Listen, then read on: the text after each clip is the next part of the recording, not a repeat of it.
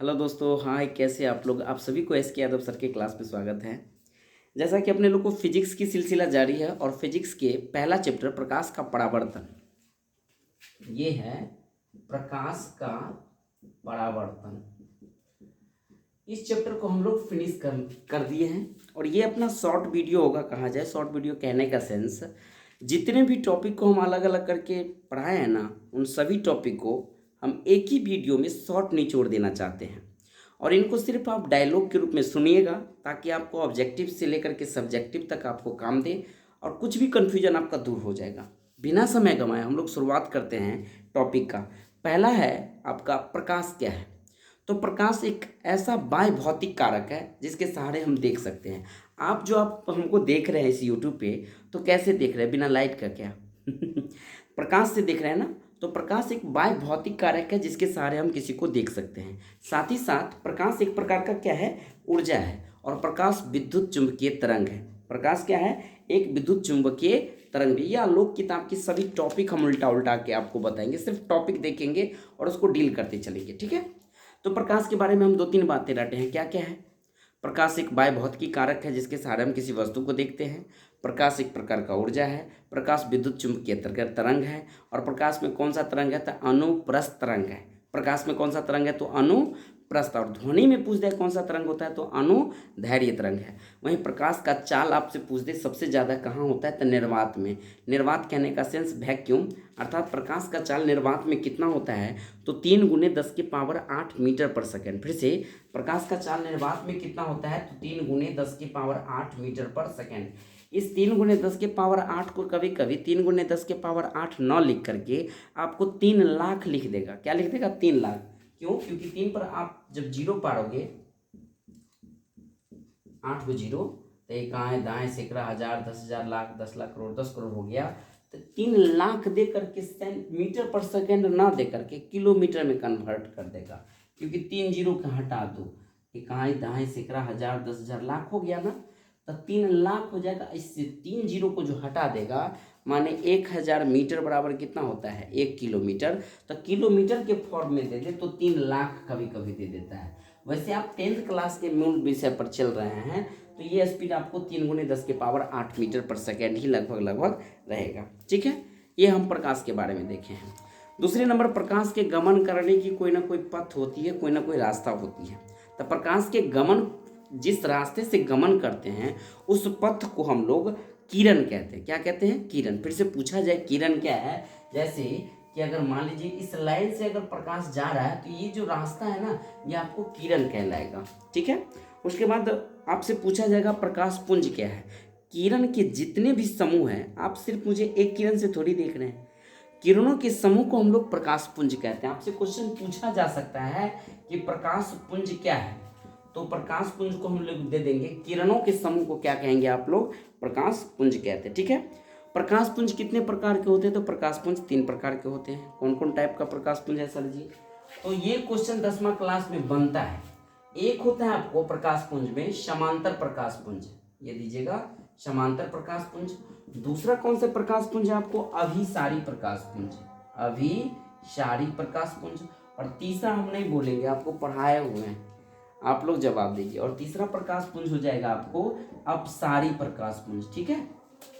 समांतर प्रकाश पुंज में क्या होता है, किरणों की जो समूह होती है, ये समांतर फॉर्म में होती है। सर डिफिनीशन कैसे लिखेंगे समांतर प्रकाश पुंज का, तो समांतर प्रकाश पुंज का लिखेंगे जिस प्रकाश पुंज की सभी किरणें समांतर रूप में हो। कैसे हो, समांतर रूप में हो जाएगा आपका समांतर प्रकाश पुंज।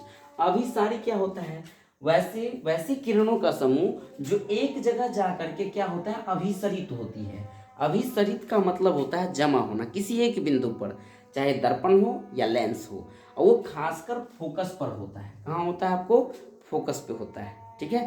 तो ये अभिसरित हो गया। वैसे किरणों का समूह जो किसी एक बिंदु पर जा करके क्या होती है, जमा होती है या अभिसरित होती है, ऐसे किरणों की समूह को हम लोग अभिसारी प्रकाश पुंज कहते हैं। और अपसारी प्रकाश पुंज किसको कहेंगे, अपसारी।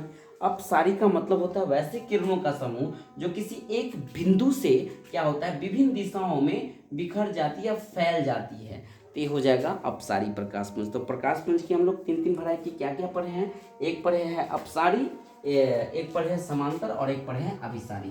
प्रकाश पुंज के बाद हम लोग अध्ययन करेंगे आदीप्त पदार्थ और आत्मदीप्त पदार्थ क्या है। लिख लीजिएगा, ये है आत्मदीप्त पदार्थ, आत्मदीप्त पदार्थ। और एक टॉपिक अपने लोग को पढ़ना है आदीप्त पदार्थ, आदीप्त पदार्थ।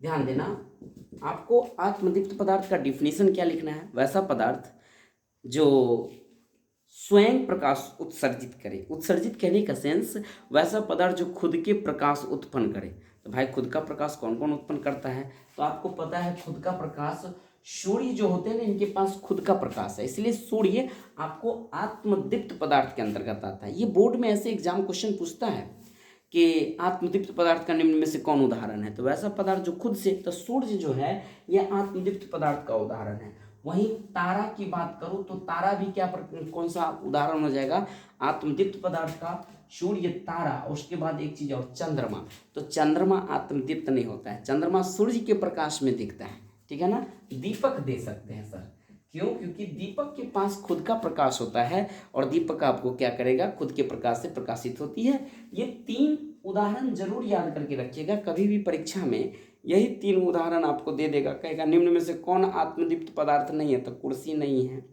चंद्रमा नहीं है। कुर्सी, चंद्रमा, टेबल जो किसी दूसरे के प्रकाश में चमकता हो उसको हम लोग आदीप्त पदार्थ कहते हैं। आदीप्त पदार्थ में क्या आ जाएगा, हम भी आ जाएंगे। लो ये बोर्ड है ना, ये बोर्ड भी आदीप्त के अंतर्गत आ जाएगा। ये मार्कर है ना, ये मार्कर भी आदीप्त के अंतर्गत, माने जो किसी दूसरे के प्रकाश में दिखता हो, हम किसी दूसरे के प्रकाश में दिख रहे हैं तो हम आदीप्त हो गए। तो आदीप्त पदार्थ की तो ढेर सारा उदाहरण है, बहुत सारा उदाहरण न याद करके आप सिर्फ चंद्रमा याद कर लीजिए, चंद्रमा, तो आपका कल्याण हो जाएगा। कल्याण कहने का सेंस ऑब्जेक्टिव में यही फंसाता है। क्वेश्चन आता है कि चंद्रमा आदित्य है कि आत्मदीप्त है, तो चंद्रमा क्या है आपको आदित्य के अंतर्गत आएगा। बहुतों का आता है कि चंदा मामा दूर के पुआ पकाए गुड़, चंद्रमा में प्रकाश होता है। भाई चंद्रमा चमकता है खुद के प्रकाश से, ऐसा नहीं है। चंद्रमा चमकेगा तो किसके प्रकाश से, तो सूर्य के प्रकाश से। चंद्रमा के पास अपना खुद का प्रकाश नहीं है, इसलिए चंद्रमा को हम लोग किसके अंतर्गत रखते हैं, तो आदीप्त पदार्थ के अंतर्गत रखते हैं, ठीक है। अब हम लोग पढ़ेंगे पदार्थ की 2-4 वैरायटी पढ़ेंगे। कौन कौन वैरायटी पढ़ेंगे सर जी, थोड़ा फटाफट बता दीजिए। एक पढ़ेंगे पारदर्शी पदार्थ, पारदर्शी पदार्थ, ये भी सर पूछा जाता है। हाँ, पारदर्शी पदार्थ पूछा जाएगा आपको। जब पारदर्शी लिख दिए तो दूसरा क्या होगा, पारदर्शी के उल्टा होता है अपारदर्शी, अपारदर्शी, अपारदर्शी। और तीसरा टॉपिक क्या होगा, पारभासी, पारभासी, ठीक है।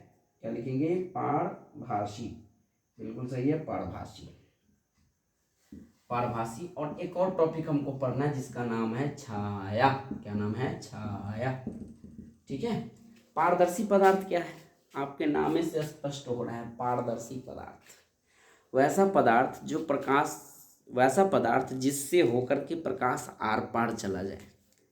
नहीं समझे, वैसा पदार्थ, दिमाग में शांति से समझो, वैसा पदार्थ जिससे होकर के प्रकाश क्या हो जाए, इस तरफ से उस तरफ आर पार हो जाए, हो जाएगा पारदर्शी पदार्थ। आपसे कहेंगे तनी पारदर्शी पदार्थ का उदाहरण बताइए, तब फंसिएगा नहीं। आपके आंखों के सामने पारदर्शी पदार्थ हो सकता है, जैसे कि हवा। हवा जो है ये पारदर्शी पदार्थ है, सीधे आर पार हो रहा है। हवा में देखिए ना, लाइट फटाक फटाक इस तरफ से उस तरफ हो रहा है, आपको दिखता नहीं कि फीलिंग कीजिए, अनुभव कीजिए। हवा के साथ साथ आपको जल दिया जाए तो जल भी क्या है, आपको पारदर्शी पदार्थ के अंतर्गत आ जाएगा। जल के बाद देखा जाए तो कांच भी किसके अंतर्गत आ जाएगा, पारदर्शी पदार्थ के। कांच यानी शीशा में भी प्रकाश क्या होता है, आर पार होता है। ये 3 उदाहरण जरूर याद रख लेना कि ये तीनों उदाहरण किसके अंतर्गत आ जाएगा, आपको पारदर्शी पदार्थ के अंतर्गत। अपारदर्शी पदार्थ, यहाँ पे डैश जो मारा हूँ इसको पदार्थ समझिएगा। अपारदर्शी पदार्थ किसका उदाहरण होगा भाई साहब, सीधा इसका उल्टा डिफिनीशन दो ना, जिससे होकर के प्रकाश आर पार ना करे। वैसा पदार्थ जिससे होकर के प्रकाश एक सतह से दूसरे सतह आर पार नहीं हो, या वैसा पदार्थ जिससे होकर के प्रकाश आर पार ना हो, उसे अपारदर्शी पदार्थ कहते हैं। तो अपारदर्शी पदार्थ के अंतर्गत क्या आ जाएगा, ईंट रख दो, ईंट आ जाएगा। कोई मकान रख दीजिए, आप खुद को खड़ा हो जाएगा, क्या यहाँ से प्रकाश आर पार हो जाएगा। सर ये एक्सरे करा देंगे तो हो जाएगा। एक्सरे को नहीं लीजिए, वो उसका अल्ट्रावायलेट वो अलग कट कर दे दोगे। मकान दे दो, ठीक है ना। उसके बाद आप कुर्सी दे दो, टेबल दे दो, दुनिया की सारी लगभग वस्तु दे दोगे तो ये हो जाएगा अपारदर्शी। बस मेरा टारगेट यही रहना चाहिए भाई साहब कि पारदर्शी और अपारदर्शी में भूलना नहीं है क्या डिफरेंस है। पारदर्शी में पदार्थ आर पार होता है, बस 3 गो उदाहरण दिमाग में सेट करना है पारदर्शी का, हवा, जल और कांच। और अपारदर्शी में क्या याद रखना है, जिससे होकर के प्रकाश आर पार ना करे। किससे होकर के प्रकाश आर पार नहीं करेगा तो दुनिया के बहुत ही सारा मार्करों से आर पार नहीं होगा। देखते हैं हो नहीं दिख रहा है। तो ये भी क्या है आपका अपारदर्शी पदार्थ के अंतर्गत आ जाएगा। अब आता है पारभासी पदार्थ, नाम है पारभासी। पारभासी कहने का सेंस जिस सर्किट से होकर के प्रकाश का कुछ अंश, थोड़ा सा अंश, यानी वैसा पदार्थ जिससे होकर के प्रकाश के कुछ अंश आर पार करे। डिफिनेशन में बोल रहा हूँ। और पारभासी के अंतर्गत क्या बोलोगे, वैसा पदार्थ जिससे होकर के प्रकाश के कुछ ही अंश आर पार करे उसे पारभासी पदार्थ कहते हैं। तो सर जिस पदार्थ से होकर के प्रकाश के कुछ ही अंश आर पार करेगा उसको पारभासी कहेंगे। तो इसको हम लोग कौन सा उदाहरण सेट होगा, कौन सा उदाहरण सेट होगा। जैसे अगर मैं इसी पेपर में अपने बाल से तेल लगा दूं तो तेल लगा हुआ कागज, ऐसे लिख सकते हैं। इसका एग्जाम्पल, तेल लगा हुआ पेपर, तेल लगा हुआ पेपर। दूसरा होगा घिसा हुआ कांच, घिसा हुआ कांच। ये आप 2 उदाहरण याद रखिएगा, तेल लगा हुआ पेपर और घिसा हुआ कांच। ये किसके अंतर्गत आ जाएगा, आपको पारभासी पदार्थ के अंतर्गत आ जाएगा। ठीक है। और लास्ट बच गया है छाया। लास्ट क्या बच गया है, छाया। देखो छाया बन रहा, हाथ का छाया बन रहा है। तो सर छाया का डिफिनीशन क्या होगा, छाया क्या है। छाया क्या होगा, जैसे कि कोई प्रकाश, यानी जो जब कोई किसी वस्तु से जब कोई प्रकाश टकराता है, यानी प्रकाश के जब टकराने के बाद प्रकाछ क्या होता है, वापस हो जाता है। और प्रकाश टकराने इस प्रकाश के पथ पर, यानी जिस पथ से प्रकाश जाता है उसको हम प्रकाश किरण कहते हैं। और इस पथ पर कोई अपारदर्शी वस्तु रख दे, हाथ क्या अपारदर्शी वस्तु हुआ ना, कैसे अपारदर्शी हुआ सर, प्रकाश आर पार नहीं करेगा तो अपारदर्शी वस्तु। तो कोई अपारदर्शी वस्तु से होकर के प्रकाश आर पार नहीं करती है और इस अपारदर्शी वस्तु के पीछे एक अंधेरा क्षेत्र बन रहा है, दिख रहा है। इस अंधेरे क्षेत्र को हम लोग क्या कहते हैं, छाया कहते हैं। और संयोग इस बोर्ड पे आप छाया का डिफिनीशन अच्छे से पढ़ रहे हैं। काश मेरे पास एलईडी बोर्ड रहता तो वहाँ नहीं समझा पाते, क्योंकि वहाँ छाया कैसे बता पाते। तो चलिए उसका वर्जन कुछ और है, उसमें आपको देख हो जाता है। फिर से आपको डिफिनीशन सुना दूँ। प्रकाश के गमन पथ पर, यानी जिस पथ से प्रकाश जाता है, प्रकाश के गमन पथ पर जब कोई अपारदर्शी वस्तु रख दी जाती है तो अपारदर्शी वस्तु को प्रकाश आर पार नहीं कर पाता है। देहाती में समझो, प्रकाश जै रास्ता से जाए है वही रास्ता पर कोई अपारदर्शी वस्तु रख दिल जाए तो वही अपारदर्शी वस्तु के प्रकाश आर पार नहीं करत, ठीक ना।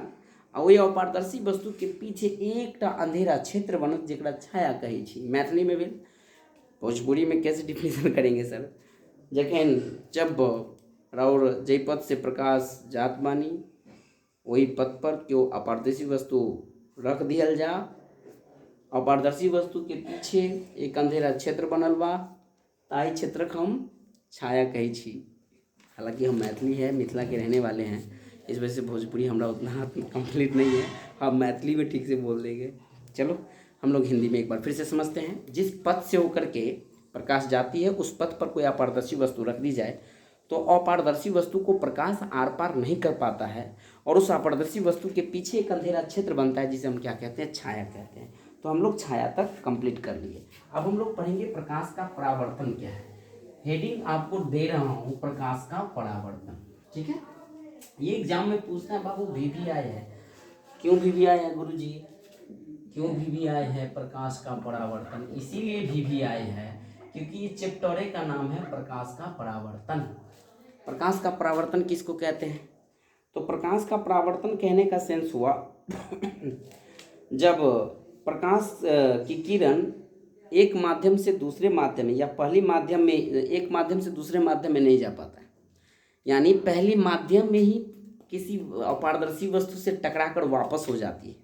फिर से, जब प्रकाश की किरणें का पहले माध्यम में ही वापस लौटने की घटना को हम लोग क्या कहते हैं, प्रकाश का परावर्तन कहते हैं। फिर से, प्रकाश की किरण को पहले माध्यम में ही वापस लौटने की घटना को हम लोग क्या कहेंगे, प्रकाश का परावर्तन। वैसे प्रकाश के परावर्तन का एक और डेफिनेशन बता रहा हूँ। जब प्रकाश की किरण किसी समांगी माध्यम से चलकर अन्य वस्तुओं की सतह पर पड़ती है, समांगी यानी जिससे होकर के प्रकाश जा रहा है जिस माध्यम से, और अन्य वस्तुओं पर जाकर के क्या होता है वो पड़ती है, तो किरणें या वस्तु द्वारा अवशोषित हो जाती है, उस वस्तु को पार कर जाती है और या उसके सतह से टकराकर लौट जाती है। ऐसी घटना को प्रकाश का परावर्तन कहते हैं। नहीं समझे गुरुजी, एक बार फिर से। जब प्रकाश की किरण हम डालते हैं किसी वस्तु पर, तो या तो इसको आर पार कर जाएगा, या इसको बिखरा करके किसी दूसरे क्षेत्र में भेज देगा, या जिस पथ से आया उसी पथ से वापस हो जाएगा। ऐसे घटना को हम लोग प्रकाश का परावर्तन कहते हैं। ठीक है ना। तो प्रकाश के परावर्तन आपसे पूछा जाएगा कि सबसे अच्छा प्रकाश का परावर्तक चीज कौन है, वस्तु कौन है, तो भाई साहब चांदी के बारे में जरूर याद रखिएगा। चांदी क्या है, प्रकाश का सबसे अच्छा परावर्तक चीज है, सबसे ज्यादा चमकीला है।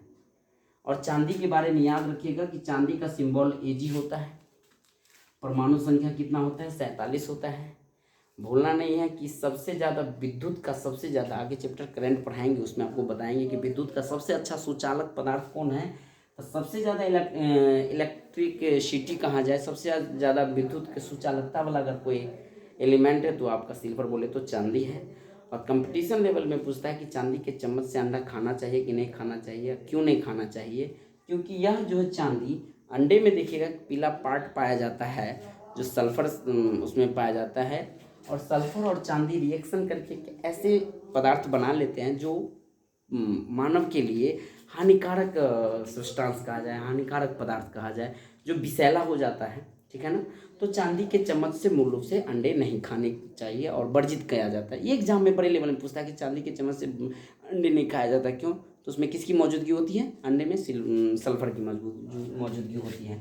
हम चांदी के बारे में एक बात विशेष रूप से आपको बता रहा हूँ कि चांदी सबसे अच्छा परावर्तक चीज़ है। दूसरा नंबर, विद्युत का सबसे बेहतरीन क्वालिटी का अगर सुचालक है तो वह आपका चांदी। ठीक है।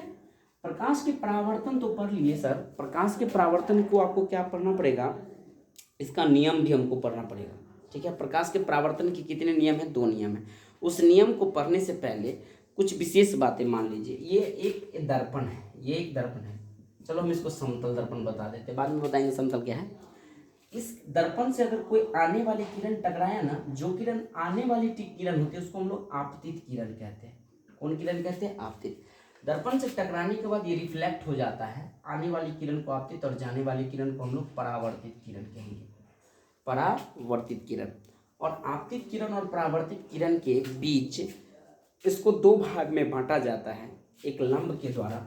इस लंब के द्वारा इसको 2 भाग में बांटा गया, जिसको हम अभिलंब कहते हैं। इसको क्या कहेंगे, अभिलंब कहते हैं। तो हम लोग 3 चीज पढ़े। आपतित किरण क्या है ना, तो प्रकाश के जिस स्रोत से आने वाली किरण को आपतित किरण। प्रकाश का स्रोत क्या हो सकता है, सूरज भी हो सकता है, तारा भी हो सकता है, दीपक भी हो सकता है। तो जहाँ से प्रकाश निकलता है और जिस पथ से आ रही है किरण उसको हम आपतित किरण कहेंगे। दर्पण से टकराने के बाद या किसी भी वस्तु से टकराने के बाद जाने वाले किरण को हम लोग क्या कहेंगे, प्रकाश का परावर्तित किरण। आपतित किरण और परावर्तित किरण के 2 बराबर भागों में बांटने वाली जो रेखा होती है जिसको हम क्या कहते हैं, अभिलंब कहते हैं। ठीक है। इन 3 चीज़ों से हम लोग रूबरू हो गए। आपतित किरण क्या है, परावर्तित किरण क्या है, अभिलंब क्या है। आपसे पूछा जाएगा आपतन कोण क्या है, ध्यान रखना, आपसे पूछा जाएगा आपतन कोण क्या है। तो भाई साहब आपतन कोण क्या होगा, आपतित किरण और अभिलंब के बीच स्थित कोण को हम लोग आपतन कोण कहेंगे।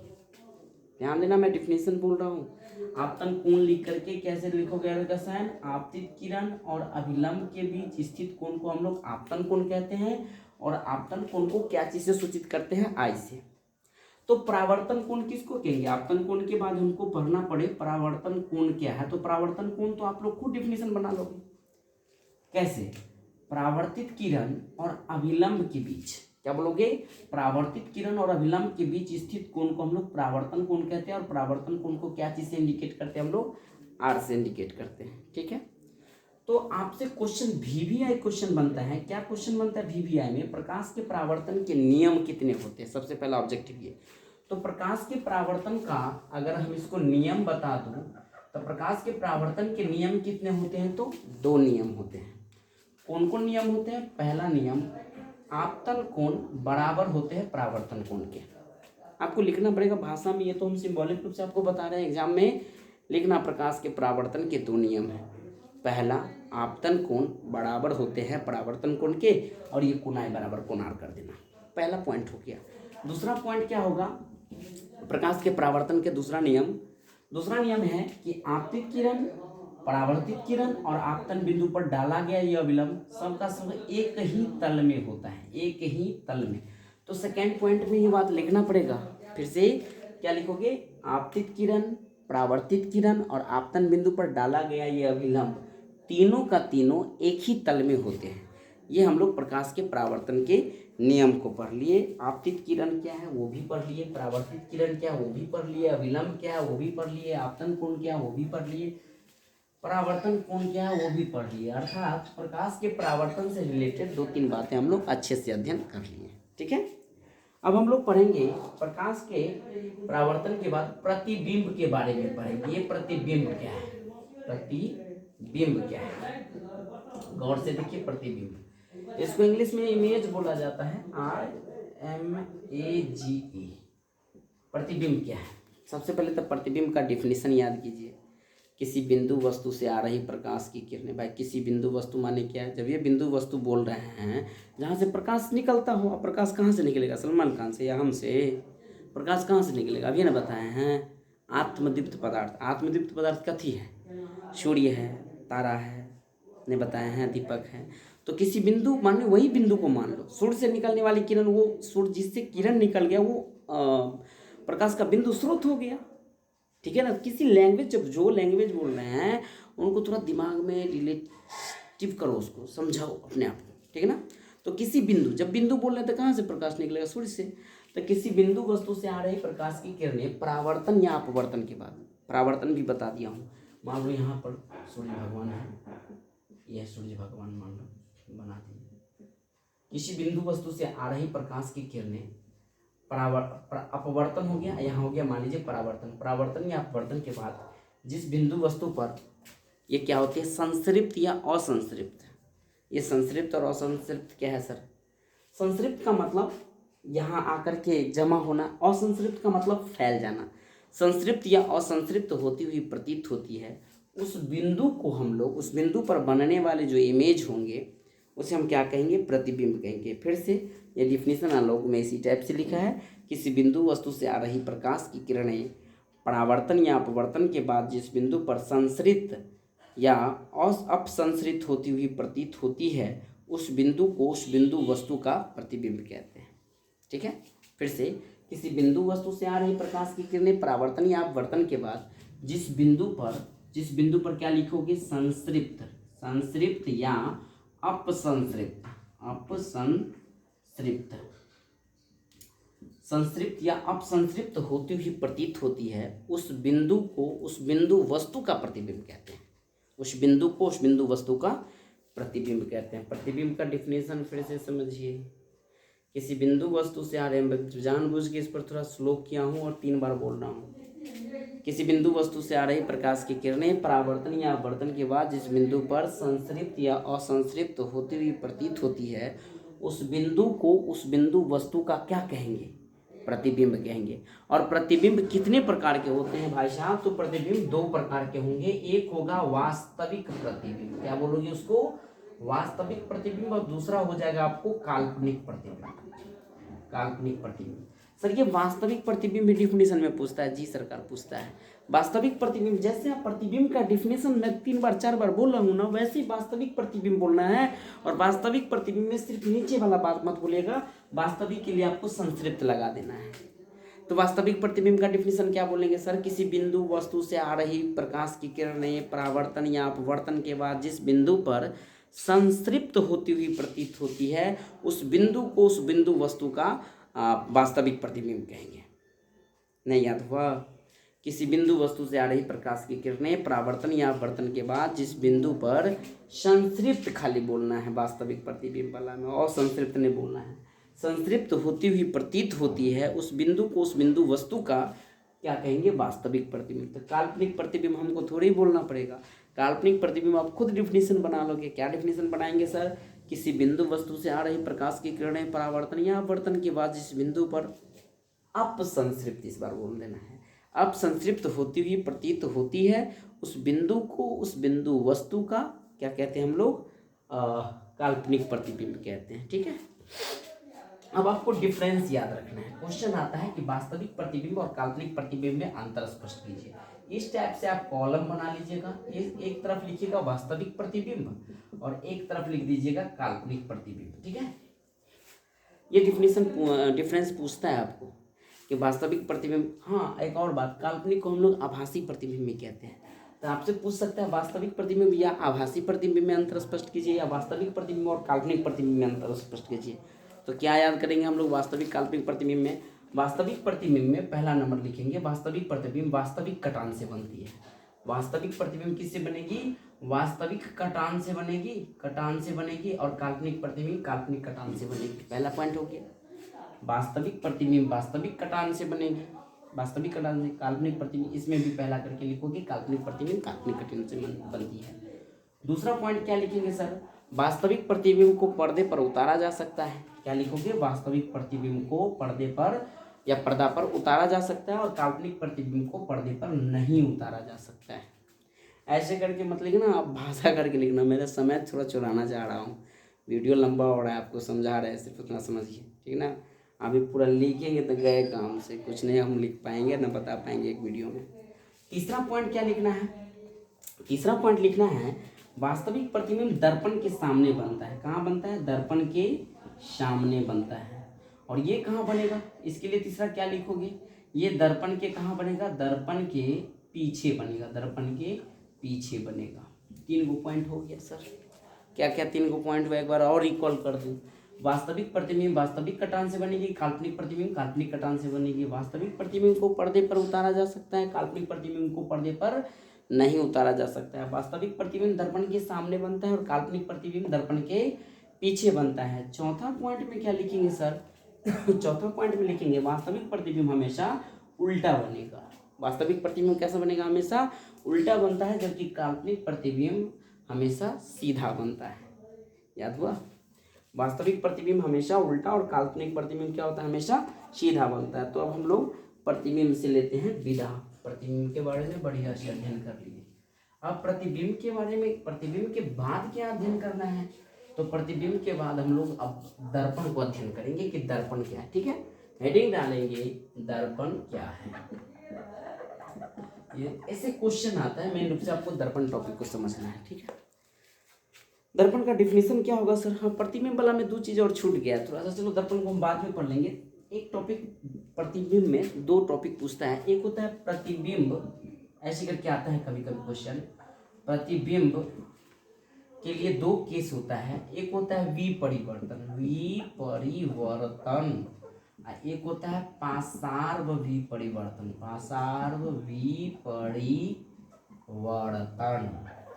2 टाइप से टॉपिक पढ़ना होगा, ये छूट गया था। क्वेश्चन आएगा कि प्रतिबिंब के विपरिवर्तन क्या है? प्रतिबिंब का विपरिवर्तन क्या है? प्रतिबिंब का विपरिवर्तन का मतलब हो गया कि जैसे मान लीजिए कि हम P लिख दिए हैं ना, ये P, इस P को अगर हम उल्टा कर दूं इस टाइप से, ये हो गया प्रतिबिंब का विपरिवर्तन। विपरिवर्तन कहने का सेंस यानी प्रतिबिंब के ऊपर वाला भाग नीचे और नीचे वाला भाग कहाँ चला जाता है? ऊपर। कितने डिग्री पर घूमता है? 180 डिग्री पर। और 180 डिग्री पर घूमने के बाद ये किस फॉर्म में हो गया? वर्टिकल फॉर्म में। पासार्व विपरिवर्तन में क्या होगा? पासार्व विपरिवर्तन में होता है जैसे कि मान लीजिए कि हम P लिख दिए हैं तो ये P आपको उल्टा हो जाएगा, ऐसे करके। इसमें क्या लिखेंगे सर? पासार्व विपरिवर्तन में साइड का परिवर्तन होता है। साइड कहने का सेंस प्रतिबिंब के दाएं वाला भाग, दाएं ये है ना, दायां वाला भाग यहाँ बायां हो गया, और बाएं वाला भाग कहाँ चला गया? इस वाला में दायां चला गया। ये है मान लो कि बायां भाग, और ये क्या है? दायां। तो दायां वाला भाग यहाँ पर बायां हो गया अगर यहाँ पर हम खड़ा होते तो, और ये वाला भाग दायां चला गया, और ये भी 180 डिग्री पर ही घूमता है, क्षैतिज फॉर्म में। ठीक है, तो हमको 2 ऑब्जेक्टिव कभी कभी पूछ दे फोटो देख करके, या जैसे भी पूछे ऑब्जेक्टिव में, तो याद रखिएगा प्रतिबिंब का विपरिवर्तन पूछे तो कहेगा कि उल्टा होता है। जैसे मार्कर है ना, इसको गिरा दो तो विपरिवर्तन, लेकिन इसी मार्कर कैसे, इसमें तो नहीं समझ में आएगा, अगर ढक्कन लगा के बता दे। अब ये देखिए सीधा है ना, और इसको ऐसे घुमा देंगे तो खोसने वाला भाग इधर चला आया नहीं, तो ये हो गया आपका पासार्व विपरिवर्तन। दोनों को इमेज को देख लो, विपरिवर्तन और पासार्व विपरिवर्तन में क्या डिफरेंस है। चलो अब आते हैं हम लोग दर्पण में, ठीक है ना। दर्पण क्या है? दर्पण क्या हुआ? चिकनी और चमकीली सतह जो रजतीत होती है नियमित रूप से, और उस पर कोई लाइट मारते तो क्या करता है? वो प्रकाश को परावर्तित कर देता है, वही दर्पण कहलाएगा। फिर से दर्पण का डिफिनेशन क्या बोलेंगे? वह चिकनी और चमकीली सतह जो नियमित रूप से रजतीत होती है और प्रकाश को परावर्तित करती है, वही हो जाएगा आपका दर्पण, ठीक है। वह चिकनी और चमकीली सतह, वह चिकनी और चमकीली सतह जो रजतीत होती है नियमित रूप से और वो प्रकाश को क्या कर देता है? परावर्तित कर दे, उसे हम दर्पण कहते हैं, ठीक है। दर्पण कितने प्रकार के होंगे? तो दर्पण मूल रूप से हम लोग 3 प्रकार के पढ़ेंगे। कौन कौन 3 प्रकार है सर? पहला नंबर अपने लोग को पढ़ना पड़ेगा समतल दर्पण। पहला क्या है? समतल दर्पण। दूसरा क्या है? परावलिक, यहीं पर पढ़ा देते, बाद में गोलीय पढ़ाएंगे। परावलिक दर्पण। और तीसरा है आपका गोलीय दर्पण, गोलीय दर्पण, ठीक है। सर समतल दर्पण क्या है? समतल दर्पण में क्या होता है? वह वैसा दर्पण जिसका एक सतह समतल हो और एक भाग क्या हो? रजतीत हो, उसे हम क्या कहेंगे? समतल दर्पण। फिर से बताऊं, वैसी दर्पण जिसका एक सतह समतल हो तथा दूसरी भाग क्या है? इसका रजतीत हो, वो जगह आपका समतल दर्पण, ठीक है। समतल दर्पण के बाद परवलिक दर्पण, वैसा दर्पण जो पूर्ण रूप से गोल नहीं हो। आप ऐसे लिखोगे, वैसा दर्पण जो पूर्ण रूप से गोल नहीं हो, ये कौन सा दर्पण हो जाएगा आपको? परवलिक दर्पण। और गोलीय दर्पण, तो गोलीय दर्पण क्या है? किसी खोखले गोले का एक भाग होता है। गोलीय दर्पण वैसा दर्पण जो किसी खोखले गोले का एक भाग हो, उसे हम लोग गोलीय दर्पण कहेंगे, ठीक है ना। जिस दर्पण का परावर्तक सतह किसी खोखले गोले का एक भाग हो, जिस दर्पण का परावर्तक सतह किसी खोखले गोले का एक भाग हो, उसे हम गोलीय दर्पण कहते हैं। और ये गोलीय दर्पण कितने प्रकार के होते हैं? तो गोलीय दर्पण आपको 2 प्रकार के होते हैं। एक होता है आपको अवतल दर्पण और एक होता है आपको उत्तल दर्पण। आपसे डिफिनीशन पूछ देगा अवतल दर्पण क्या है, ठीक है। तो अवतल दर्पण वैसा दर्पण जिसकी बाहरी सतह रजतीत हो। क्या बोलेगा? अवतल दर्पण में वैसा दर्पण जिसकी बाहरी सतह रजतीत हो तथा भीतर वाला भाग क्या है? धंसा हुआ है। तो वैसा दर्पण जिसकी बाहरी सतह रजतीत हो और भीतरी भाग धंसी हुई हो, उसे हम क्या कहेंगे? अवतल दर्पण। उत्तल दर्पण का डिफिनेशन आप खुद बना लोगे। क्या बनाएंगे सर? वैसा दर्पण जिसकी बाहरी सतह, जिसकी भीतरी सतह रजतीत है। उत्तल दर्पण में किधर की सतह रजतीत होगी? भीतर वाली भाग।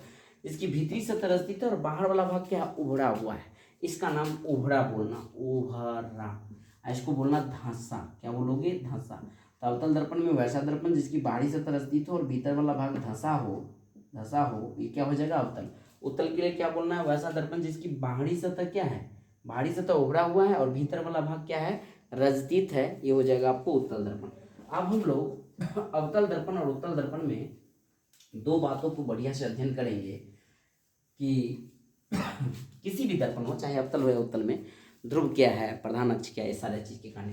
अवतल में आपको समझाता हूँ। ये मान लीजिए कि ये अवतल दर्पण है। कैसे होगा सर अवतल दर्पण? वैसा दर्पण जिसकी बाहरी सतह रजतीत दिख रहा है, भीतर वाला भाग धंसा है, ये अवतल दर्पण। अवतल दर्पण में यहाँ से लेकर के यहाँ तक के भाग को हम एम और एम डैश कहते हैं। और ये दर्पण की, ये जो एम से लेकर के एम डैश तक की भाग है, ये दर्पण की चौड़ाई है। इसको हम एम डैश को क्या बोलेंगे? दर्पण की चौड़ाई। और दर्पण की चौड़ाई को क्या कहते हैं? द्वारक कहते हैं। ऑब्जेक्टिव पूछता है कि दर्पण की चौड़ाई को क्या कहते हैं? द्वारक। तो क्वेश्चन आएगा द्वारक क्या है, तो द्वारक में डिफिनेशन दोगे, दर्पण की चौड़ाई को दर्पण का द्वारक कहते हैं, जिसे हम एम डैश से सूचित करते हैं। कोई जरूरी नहीं कि एम डैश से, एन डैश से भी सूचित कीजिएगा, लेकिन एम डैश से इसीलिए सूचित किया जाता है, एम फॉर मिरर, ठीक ना। उसके बाद बीच में होता है आपको पी। पी बोले तो पोल, पोल बोले तो ध्रुव। तो क्वेश्चन आएगा ध्रुव क्या है, तो कहेगा किसी भी दर्पण के, चाहे अवतल हो या उत्तल हो, किसी दर्पण के ज्यामितीय भाग, किसी दर्पण के ज्यामितीय भाग के बीच की सतह को हम लोग दर्पण का ध्रुव कहते हैं। फिर से, किसी दर्पण के ज्यामितीय भाग वाली बीच की सतह को हम लोग दर्पण का ध्रुव कहते हैं। और यहाँ पे होता है आपका सी। सी बोले तो केंद्र। तो क्वेश्चन आएगा कि केंद्र क्या है या वक्रता केंद्र क्या है, तो कहेंगे दर्पण की केंद्र, यानी जिस सतह से ये गोलीय दर्पण का भाग हुआ ना, किसी गोलीय दर्पण का आधा भाग है ना ये, तो किसी गोलीय दर्पण जिस केंद्र से होकर के किसी गोलीय दर्पण का आधा भाग बनता हो, उस केंद्र को हम लोग क्या कहेंगे? दर्पण का केंद्र कहेंगे। नहीं समझे केंद्र के बारे में? फिर से, आप जो वृत्त पाड़िएगा ऐसे करके, तो ऐसे करके घुमाओगे ना जी, तो कैसे घुमाओगे? किसी गोलीय दर्पण का आधा भाग हुआ ना, यहाँ से लेकर आधा भाग कहने का सेंस त्रिज्या हुआ। अब कहेगा डेफिनेशन पूर्ण, हमको परिभाषा चाहिए। पहले तो खोपड़ी में हम लोग ये सेट करेंगे कि आखिर ये बना कैसे, ठीक ना, तो याद रखिए। तो केंद्र के बारे में समझ गए। अब हम लोग को समझना है प्रधान अक्ष या मुख्य अक्ष क्या है।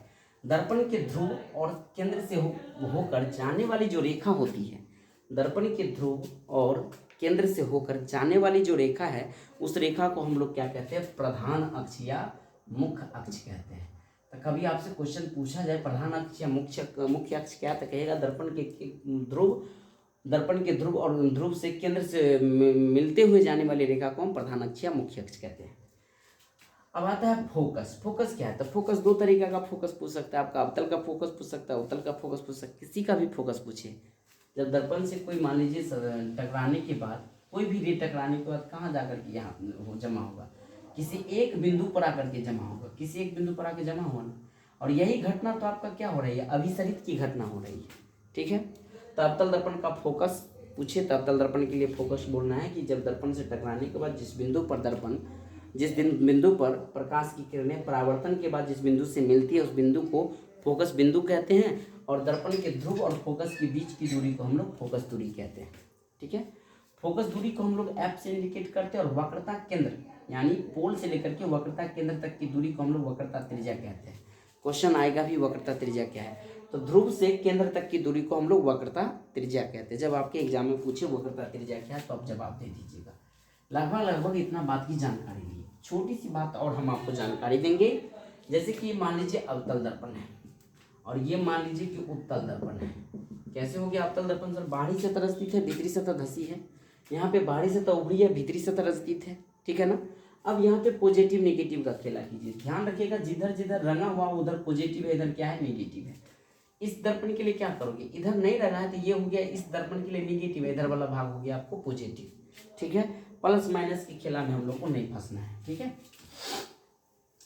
अब इसके बाद हम लोग आगे बढ़ेंगे टॉपिक को, और अपसारी और अभिसारी की घटना पढ़ते हैं। हम हालांकि बता भी दिए हैं, क्वेश्चन आएगा कि अवतल दर्पण को कौन सा दर्पण कहते हैं। अवतल दर्पण को अभिसारी दर्पण कहते हैं, अभिसारी दर्पण कहते हैं। क्यों अवतल दर्पण को अभिसारी दर्पण क्यों कहते हैं। अब ये तो फोटो बनाए थे कि ये अवतल दर्पण है और ये पोल है, ये यहाँ दर्पण से टकराने के बाद जितनी भी किरण होगी ना, ये सारा किरण एक ही जा करके क्या होगा, जमा होगा, अभिसरित होगी। इसीलिए अवतल दर्पण को क्या कहते हैं हम लोग, अभिसारी दर्पण कहते हैं। क्वेश्चन पूछा भी जाता है कि अब किस दर्पण को अभिसारी दर्पण कहते हैं, तो अवतल दर्पण को अभिसारी। यही चीज़ लेंस में जब पढ़ाएंगे तो अवतल लेंस को आपको अपसारी लेंस कहना पड़ेगा, और उत्तल दर्पण को हम लोग अपसारी लेंस कहते हैं, अपसारी दर्पण कहते हैं। लेकिन जब लेंस में पढ़ेंगे तो उत्तल लेंस को कौन सा लेंस कहेंगे हम लोग, अभिसारी लेंस कहना पड़ेगा। वो घटना आपको बता दिया हूँ। चलिए टॉपिक को आगे बढ़ाते हैं। अब हम लोग जो अध्ययन करेंगे, दर्पण में वस्तु को कहाँ रखेंगे और कहाँ उसका प्रतिबिंब बनेगा। अवतल दर्पण में 6 केस होते हैं। जैसे पहला नंबर केस रखूँ, यह अवतल दर्पण है, मान लो रंग दिया हूँ, ऐसे हुआ। जब वस्तु अनंत पर हो, जब वस्तु कहाँ हो बाबू, अनंत पे हो, दर्पण से टकराने के बाद ये कहाँ पर आती है, फोकस पे। इसको फोकस मानो यहाँ पे केंद्र है, फिर ये दर्पण से टकराने के बाद कहाँ, फोकस पे बना।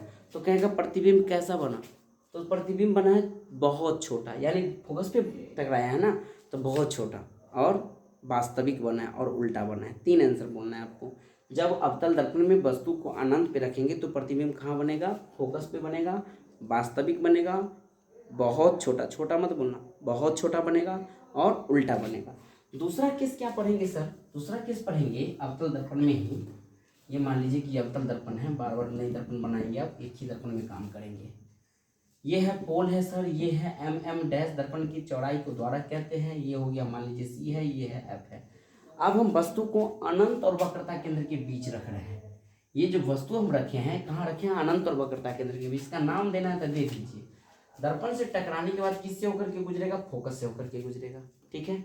और ये इसको आप सेंटर से पास कर दीजिए। ये आने वाली किरण जो है ना, ये यहाँ पे आके बाइसेक्ट किया, इसका मतलब हो गया यहाँ पे इमेज बना दिया, और इस इमेज का नाम हम ए डैश और बी डैश कहेंगे। और ये VVI है, क्योंकि यही चीज़ आपको कहाँ, आपको फोटो बनाना पड़ेगा। जब दर्पण सूत्र सिद्ध कीजिएगा 1/v + 1/u = 1/f, तो ये इमेज आपको आना चाहिए। अगर ये इमेज नहीं आएगा तो आप सिद्ध नहीं कर पाओगे, क्योंकि इसमें 4 त्रिभुज का निर्माण करना होता है। जैसे कि एक त्रिभुज यहाँ है, 2 त्रिभुज, 3 त्रिभुज, और यहाँ पे एक त्रिभुज रचना करके बनाना पड़ेगा। तो टोटल 4 त्रिभुज से हम लोग रिलेशन करके बना लेंगे। लेकिन अपना मूल क्वेश्चन ये था कि जब वस्तु को अनंत और वक्रता केंद्र के बीच रखें तो प्रतिबिंब कहाँ बने हैं। जब वस्तु को अनंत और वक्रता केंद्र के बीच रखें तो प्रतिबिंब फोकस और वक्रता केंद्र के बीच बना है।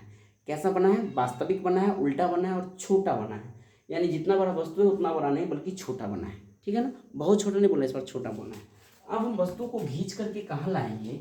अब वस्तु को खींच करके हम, पहले अनंत पर था, अनंत और सी के बीच था, अब हम वस्तु को खींच के सी पर लाएंगे। ये मान लीजिए प्रधान अक्ष है, यहाँ सी है, यहाँ एफ है।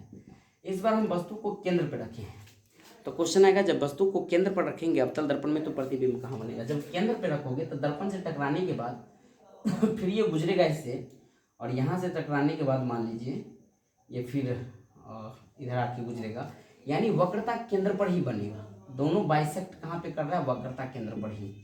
क्वेश्चन पूछा भी जाएगा, एक बार देख लेते हैं इस इमेज को, थोड़ा डिफिकल्ट कहा जाए। हाँ सही है, ये भी फोकस से गुजरेगा, जैसे कि इधर गुजरे ना, इसको इससे गुजारो और इसको इससे गुजारो, ऐसा है। थोड़ा सा ये हम मिला दी थी, गलत हो गया था।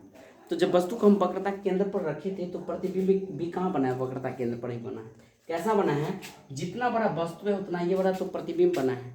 और यही केस है, क्वेश्चन पूछा जाता है कि वस्तु को कहाँ रखा जाए जहाँ वस्तु जितने बड़े होते हैं उतना ही बड़ा प्रतिबिंब बनता है। तो यहाँ पे वस्तु दूरी और प्रतिबिंब, वस्तु की ऊंचाई और प्रतिबिंब की ऊंचाई दोनों बराबर हुआ। किस केस में? जब वस्तु को हम वक्रता केंद्र पर रखे तो वक्रता केंद्र पर ही क्या हुआ? प्रतिबिंब बना। कैसा बना? वास्तविक बना, उल्टा बना और वस्तु के बराबर बना। अब हम वस्तु को कहाँ रखेंगे? आप लोग खुद फीलिंग करो कि कहाँ रखेंगे। अब हम वस्तु को खींच करके वक्रता केंद्र और फोकस के बीच रखेंगे, यहाँ पे रखेंगे। जब ये आप वस्तु को वक्रता केंद्र और फोकस के बीच रखिएगा, ठीक है, तो ये दर्पण से टकराएगा। दर्पण से टकराने के बाद किससे होकर के गुजरेगा? फोकस से होकर के गुजरेगा। और एक लाइन फिर से हम लोग यहाँ से लेंगे, ठीक है ना। और ये दर्पण से टकराने के बाद जब वस्तु को वक्रता केंद्र और फोकस के बीच, ठीक है, और ये फोकस से चला गया और एक वस्तु यहाँ रखे ना, इस वस्तु को अगर मैं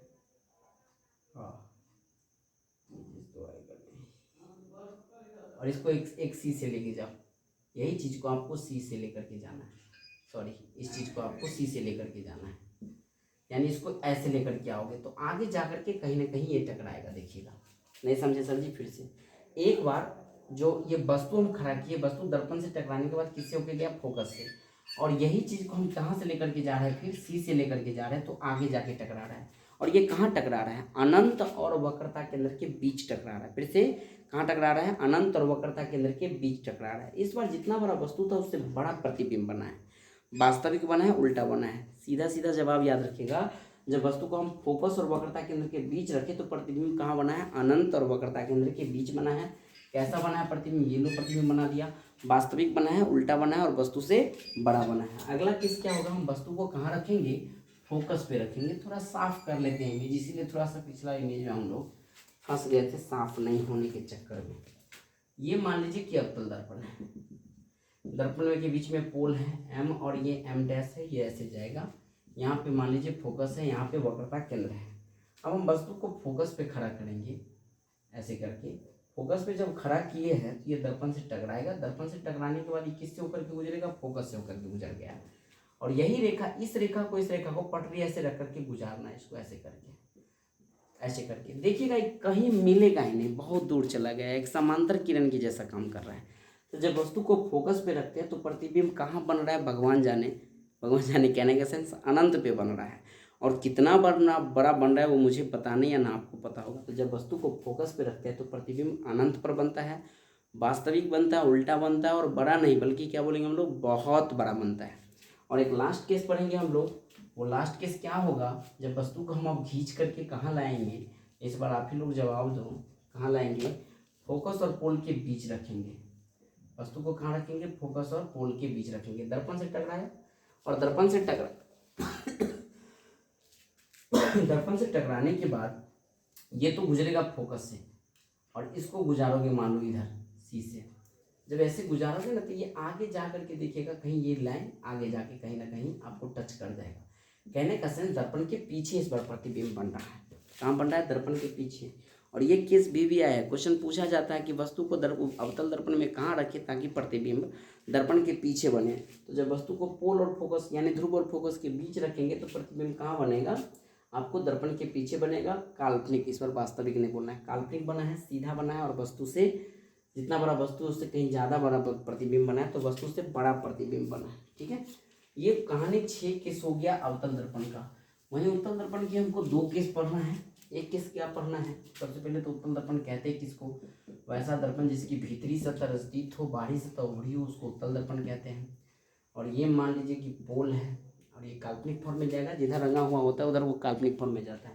वस्तु को हम अनंत पे रखे हैं, अनंत पे रखने के बाद दर्पण से टकराने के बाद ये फोकस से गुजरा, और यहाँ पे मान लीजिए फोकस है, यहाँ पे क्या है, सी है, फोकस पे गुजरा, और एक प्रतिबिंब को जब हम यहाँ पे दर्पण, ये तो रिफ्लेक्ट होगा, ये भी रिफ्लेक्ट होगा, ये भी चीज़ आकर के आपको फोकस पे ही आ जाए, तो प्रतिबिंब कहाँ बना है, फोकस पे ही बना है। जब वस्तु को उत्तल दर्पण में हम अनंत पे रखेंगे, उत्तल दर्पण में जब वस्तु को अनंत पे रखते हैं तो प्रतिबिंब कहाँ बनता है, चाहे जिधर से टकराओ ना, इधर से भी टकराओगे ना तो यहीं जाकर के ये सबमिट होगा ना, ऐसे रूप में, या ये इधर रिफ्लेक्ट कर दे, इधर ये अभिलंब हो जाए, तो यहीं पे दोनों बाइसेक्ट हो रहा है।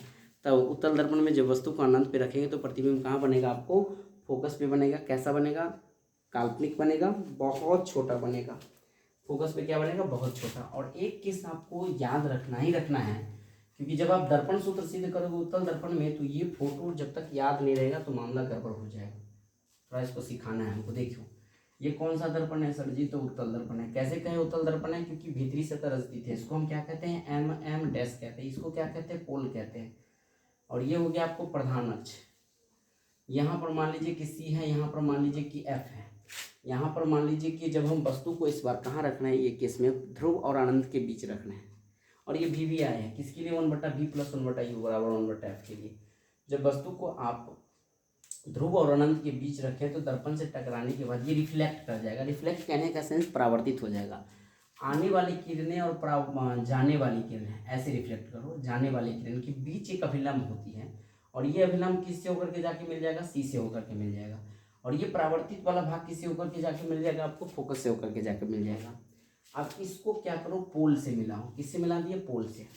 पोल से मिलाएं, और एक चीज, एक लाइन आपको सी से जाके मिलेगा, ऐसे करके सी से जाके मिल जाएगा। यहाँ पे ये लाइन बाइसेक्ट किया एक दूसरे को, और यही आपका इमेज बन गया। कहने का सेंस, जब वस्तु को हम अनंत पे रखे तो प्रतिबिंब कहाँ बना है, फोकस और ध्रुव के बीच बना है। किस केस में पढ़ रहे हैं सर, तो उत्तल दर्पण में। उत्तल दर्पण में जब वस्तु को अनंत और ध्रुव के बीच रखेंगे तो प्रतिबिंब कहाँ बनेगा, फोकस और ध्रुव के बीच बनेगा। कैसा बना है, काल्पनिक बना है, सीधा बना है, और वस्तु से क्या बना है, आपको छोटा बना है। ठीक है, लगभग देखिए 50 मिनट की वीडियो बन गया है, और अपना टॉपिक अभी तक खत्म नहीं हुआ है। ठीक है, अब हम लोग उपयोग में आते हैं। उपयोग में क्या क्या पढ़ना है सर, अवतल दर्पण का उपयोग पढ़ना है और उत्तल दर्पण का उपयोग पढ़ना है। अवतल दर्पण उत्तल दर्पण के उपयोग में क्या क्या पढ़ना है। पहला नंबर, हम अवतल दर्पण में देखा जाए तो कहाँ कहाँ उपयोग करते हैं, हजामती दर्पण में। हजामती दर्पण में क्वेश्चन भी बनता है कि अवतल दर्पण का उपयोग हजामती दर्पण के रूप में क्यों किया जाता है। अवतल दर्पण का उपयोग हजामती दर्पण के रूप में इसीलिए किया जाता है क्योंकि उसमें चेहरे का सीधा प्रतिबिंब बनता है और बड़ा प्रतिबिंब बनता है। यानी छोटे छोटे केस को बड़ा देखने के लिए हजमा सब क्या करते हैं, हजाम सब उसको मतलब अवतल दर्पण का उपयोग करते हैं। ऐसे करके भी याद रखिएगा। दूसरा केस हमको याद रखना है, रोगियों के नाक, कान, गले इत्यादि की जांच। यानी छोटे होल हो, चाहे गला हो, कान हो, नाक हो, तो रोगियों के नाक, कान, गले इत्यादि के जांच करने में। दो याद हो गया उपयोग। तीसरा उपयोग याद करना है, सोलर कुकर में। कहाँ किया जाता है, सोलर कुकर में। क्योंकि सोलर कुकर में इसीलिए अवतल दर्पण का, ये भी क्वेश्चन आता है कि सोलर कुकर में अवतल दर्पण का उपयोग क्यों किया जाता है। तो आप कहिएगा कि सोलर कुकर में अवतल दर्पण का उपयोग इसीलिए किया जाता है ताकि उसमें जो अवतल दर्पण लगे होते हैं तो आने वाले जो भी प्रकाश की किरणें होगी, अभिसरित यानी अभिसरण की घटना या अभिसरित घटना होने के कारण सभी का सभी किरण कहाँ जाकर के जमा होता है, अभिसरित होती है, तो फोकस पे। और जब सभी किरण फोकस पे अभिसरित होगी तो वहाँ ताप क्या होगा, ऑटोमेटिक बढ़ जाएगा। और जब ये ताप बढ़ जाएगा तो आपके कुकर की दाल हो या जो भी चीज़ हो, जो भी सब्सटेंस आप गलाइएगा, खाने वाली चीज़, वो क्या हो जाएगा, जल्दी पक जाएगा या गल जाएगा। ठीक है, ये भी क्वेश्चन आता है कि आप कोई कागज़ का मान लीजिए टुकड़ा है और आपको इंस्ट्रूमेंट बॉक्स में पहले दर्पण मिलता था, तो कागज़ के टुकड़े को हम उस दर्पण में कितने दूरी पर रखें ताकि कागज़ में जल्दी आग पकड़ ले। तो ये क्वेश्चन के जवाब के लिए आप उस कागज़ के टुकड़े को उस दर्पण से कितने दूरी पर रखोगे, तो फोकस पे। कहाँ रखेंगे, उस दर्पण के अकॉर्डिंग फोकस पे। किस में टिक मार दोगे, फोकस पे। तो ये ऑब्जेक्टिव भी पूछता है कहाँ रखने पर, तो फोकस पे। और एक और याद रखना है उपयोग अवतल दर्पण का उपयोग हजामते हो गया, रोगियों के नाक कान गले इत्यादि, सोलर लाइट हो गया, और एक हो गया आपको गाड़ी का हेड लाइट होता है। हेड कहने का सेंस यहाँ पे अगर हम मान लीजिए बल्ब लगा दें और गाड़ी झकाझक प्रकाश दे दे, हेड लाइट इसको कहते हैं। चालू करके बॉल जो बढ़ने लगता है, हेडलाइट, दोनों में ध्यान रखिए। हेडलाइट का मतलब हम लाइट नहीं बोल रहे हैं, हेडलाइट के आगे जो शीशा लगा रहता है, तो कौन सा दर्पण होता है आपको, गाड़ी के हेडलाइट में, यहाँ पे दे देंगे गाड़ी के हेडलाइट में। लेकिन आप फंस जाइएगा, क्यों पता है, यहाँ पर भी उत्तल दर्पण में भी गाड़ी का उपयोग आएगा। उत्तल दर्पण में गाड़ी का क्या होगा, गाड़ी के साइड मिरर, गाड़ी के क्या बोलेंगे, साइड मिरर। साइड मिरर कहने का सेंस हो गया पश्च दृश्य, साइड का मतलब पीछे की दृश्य देखने के लिए। क्यों देखने के लिए, क्योंकि उत्तल दर्पण में हमेशा बड़ा चीज का छोटा प्रतिबिंब बनता है और अवतल दर्पण में छोटा चीज का बड़ा प्रतिबिंब। जैसे केस अपना छोटा छोटा है तो हजामती में क्यों किया जाता है, इसको बड़ा करने के लिए। नाक का होल छोटा है, इसको डॉक्टर ऐसे करके देखता है तो नाक का होल बड़ा करने के लिए देखता है। समझ में आया ना। तो ये हो गया आपको अवतल दर्पण में। उत्तल दर्पण में बड़े चीज़ को छोटा, यानी ट्रक बहुत बड़ा है लेकिन हमारी गाड़ी के साइड मिरर में ऐसे करके साइड रहेगा तो क्या है ना, उसको अपने लोग को बड़ा बड़ा ट्रक बस सब मिरर में दिख जाता है। तो गाड़ी के चक्कर में बच्चा गलती कर देता है, क्योंकि मैं ऐसा अनुभव पाया हूँ और ये इसलिए शेयर कर रहा है।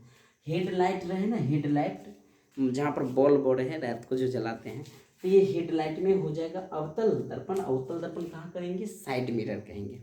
उसके बाद दूसरा नंबर हम लोग को उपयोग करना है गली के स्ट्रीट लाइट में। स्ट्रीट क्या होता है सर, जैसे कि कहीं पर देखिएगा गली में ऐसे स्ट्रीट होता है ना, हम एक वीडियो में बोले भी थे कि आपको नहीं देखा हो तो आप वार्ड मेंबर के घर पे चले जाना, उसके घर के सामने जरूर आपको हेडलाइट वाला बल्ब मिल जाएगा।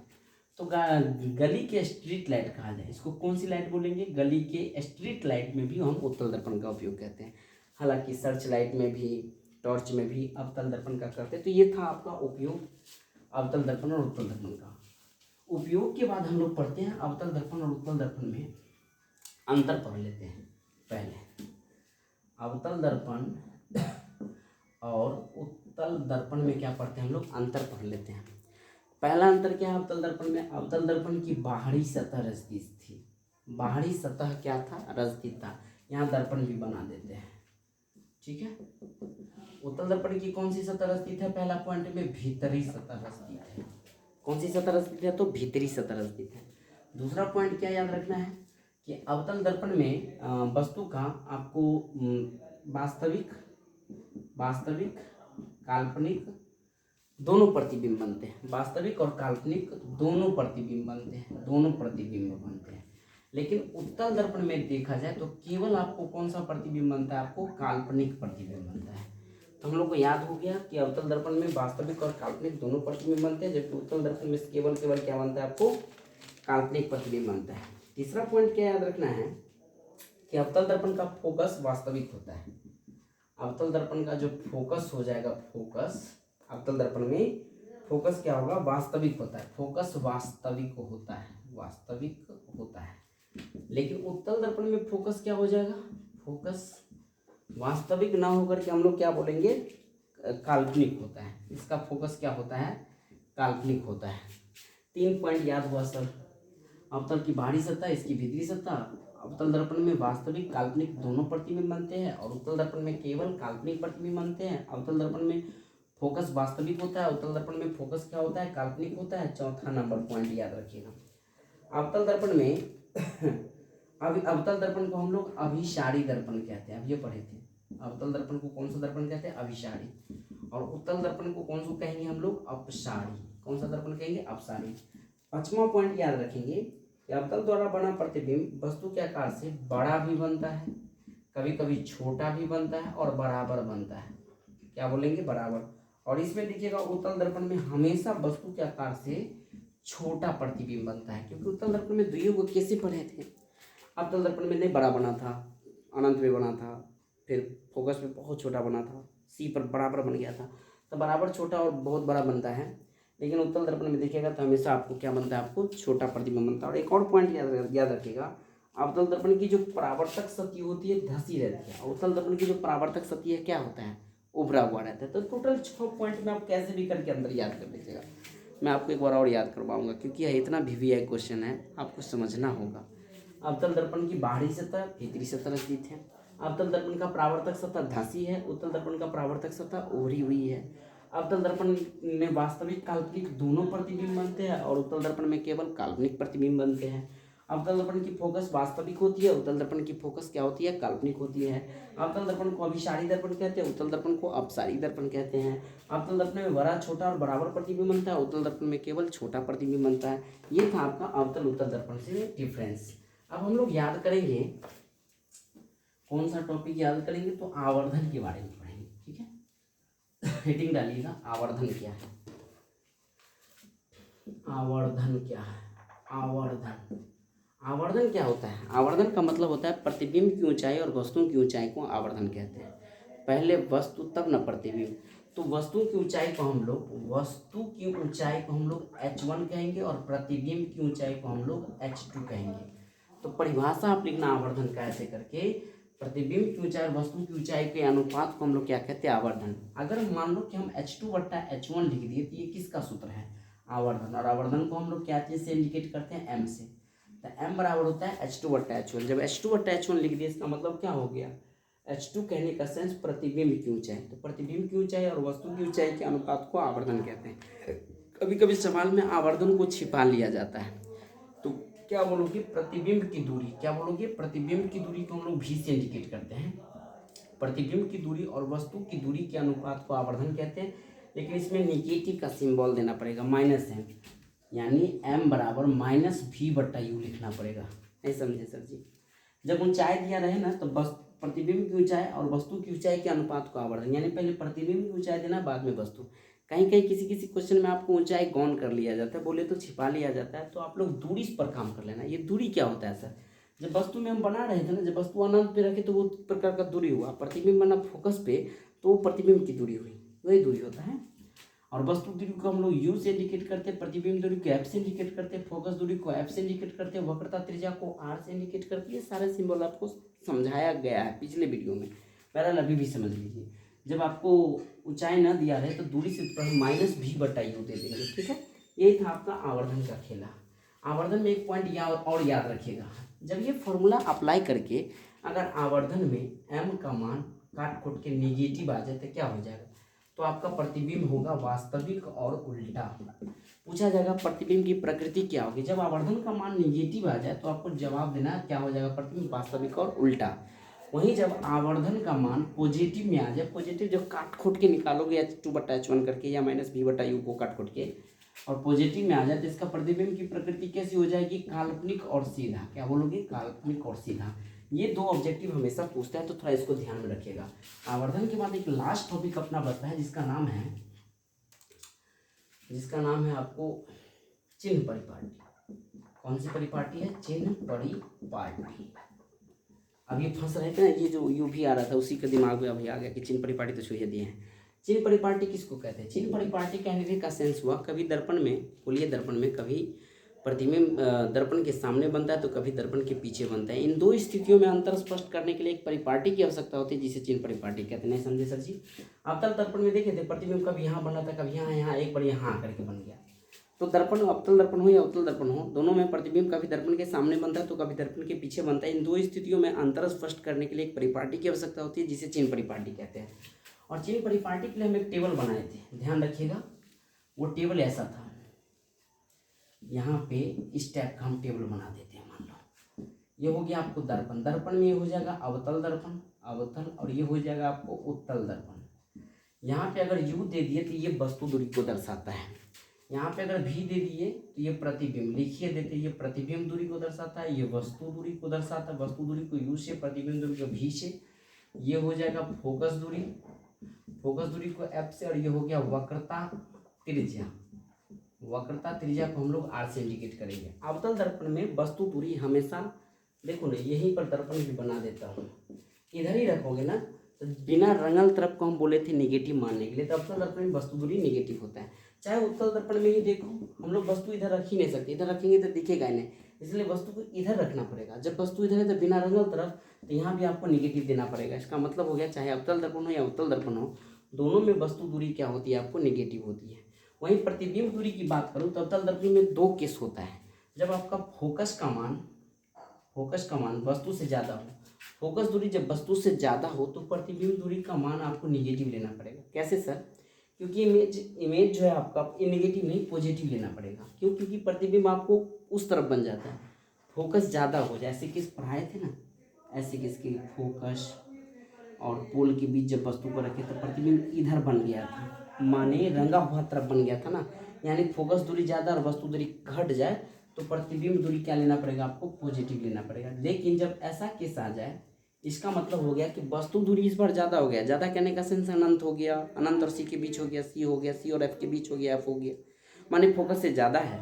और फोकस कम जाए तो यहाँ पे प्रतिबिंब उधर ही बन रहा था, यानी दर्पण के इधर ही बन रहा था, वास्तविक बन रहा था, कभी कभी उल्टा, बहुत छोटा, कभी बहुत बड़ा। तो बिना रंगा हुआ तरफ ही बना अवतल दर्पण में, इसकी वजह से यहाँ निगेटिव लेंगे। और अवतल दर्पण को जब गोल करोगे तो फोकस दूरी निगेटिव भी होगा और वक्रता त्रिज्या भी निगेटिव होगा।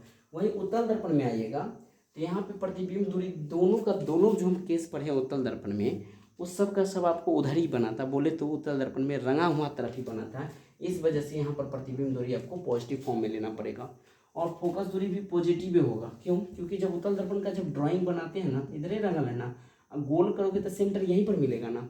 और पोल से होकर के सी तक की दूरी को हम लोग वक्रता त्रिज्या कहते हैं, तो वक्रता त्रिज्या तो आपको रंगा हुआ तरफ आ गया, इसलिए वो पॉजिटिव है। जब वक्रता त्रिज्या पॉजिटिव है तो फोकस दूरी भी पॉजिटिव होगा, कि फोकस दूरी क्या होता है? वक्रता त्रिज्या की आधी होती है। और एक और क्वेश्चन आता है, ये तो लिखिए लीजिए, समझ जाइए। चिन्ह परिपाटी के बाद हम लोग को एक टॉपिक सीखे हैं, हालांकि 10-10 मिनट का हम वीडियो बना दें, उनको जाके देख लीजिएगा। पूछा जाएगा दर्पण सूत्र सिद्ध कीजिए। तो दर्पण सूत्र क्या होता है? 1/u प्लस 1/v बराबर 1/f। कभी कभी 1/v प्लस 1/u बराबर भी 1/f, ध्यान रखिएगा। दर्पण सूत्र में आपको ऐसे याद रखना है प्लीज, हम बार बार बोले यहाँ पे प्लस होगा। अगर यहीं पे हम 1/u माइनस 1/v कर दे तो वो लेंस में भाग जाती है। अभी तो नहीं पढ़ाएंगे, नहीं तो गोबर हो जाओगे फिर। तो 1/u प्लस 1/v बराबर 1/f, ये हो गया आपका दर्पण सूत्र। अब कभी कभी क्वेश्चन पूछ देगा आपको कि सिद्ध कीजिए अवतल दर्पण या उत्तल दर्पण में फोकस दूरी क्या होती है। फोकस दूरी जो होता है हमेशा वक्रता त्रिज्या की आधी होती है, या वक्रता त्रिज्या क्या होती है? फोकस दूरी की क्या होती है? दुगुनी होती है। ठीक है, तो ये टॉपिक आपको सिद्ध किए हुए हैं। 1 2 3 4 लगभग 4 वीडियो बना के दिए हैं। चारों वीडियो 10-10 5-5 मिनट का, उनको देख लीजिएगा। ये टोटल प्रकाश के परावर्तन का जो नियम था हम 1 घंटा में लगभग कंप्लीट किए हैं। कैसा लगा ये मेरा प्रयास? अगर आप 1 घंटा में पूरे चैप्टर को बढ़िया से निचोड़ देख लेते हैं, हालांकि आपको बोरिंग तो लगेगा, लेकिन 1-2 बार इंटरेस्ट रखिएगा तो बहुत मज़ा आएगा। और प्रयास कीजिए थोड़ा निचोड़ समझने का। हाँ, कुछ आपको डिफ़ॉल्ट लगे तो ज़रूर मैसेज कीजिए कमेंट बॉक्स में, हम उसको इम्प्रूव करेंगे, सुधारेंगे। क्योंकि हमारे पास सामने तो आप बैठे नहीं, लेकिन हम कितनों मान के चले कि अपने सामने बैठे हैं। ये फास्ट रिवीजन था तो हमको स्पीड में खींचना ही था। इससे पीछे हम 4-5-6 वीडियो लगभग बनाए हैं, उनको आप जाइएगा तो हर टॉपिक को टॉपिक वाइज वीडियो बनाए हैं, उसमें आपको अच्छे से समझ में आएगा। ये आपको शॉर्ट रिवीजन था, तो शॉर्ट रिवीजन में तो थोड़ा हमें गाड़ी फास्ट हाँकना ही पड़ेगा। ठीक है ना। अगला आपका लेंस का हम शुरुआत करेंगे। ठीक है, तब तक के लिए हम लोग लेते हैं विदा। जय हिंद, जय भारत।